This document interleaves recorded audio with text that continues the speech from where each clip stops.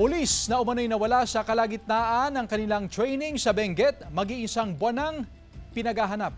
Yan at iba pang balita sa pagtutok ni Sandy Salvacio. Halos mag-iisang buwan nang pinaghahanap ng otoridad si Patrolman Aaron Blas na tubong Luna Apayao matapos may ulat na nawawala sa Ampukaw, Itogon, Benguet sa kalagitnaan ng kanilang Basic Internal Security Operation Course. Nagsimula raw ang kanilang land navigation activity umaga noong July 14 ngunit bigo na itong makabalik. From 6 o'clock in the morning, na-release sila para doon sa activity na yon. Maghahanap sila ng mga target.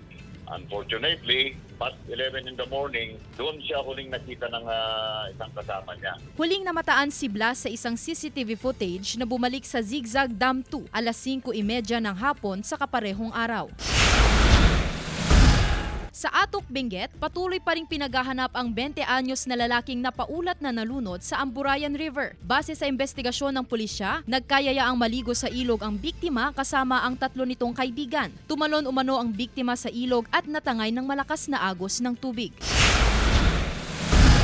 Samantala matapos ang 3 araw na paghahanap, natagpuan na ang bangkay ng 62 taong gulang na lalaki sa Padsan River sa Lawag City. Ayon sa pulisya, hapon noong Miyerkules, kasama ng biktima ang kanyang anak na nagpunta sa ilog sa Banna, Ilocos Norte para iuwi ang nakapastol na alagang hayop. Nauna raw umuwi ang anak nito. Nagtaka ang pamilya dahil gabi na ay hindi pa umuuwi ang biktima. Tumulong ang MDRRMO at BFP sa search operation at sinuyod ang ilog hanggang sa matagpuan ang bangkay ng biktima sa ilog ng Lawag City. Sandy Salvacio, One North, Central Luzon.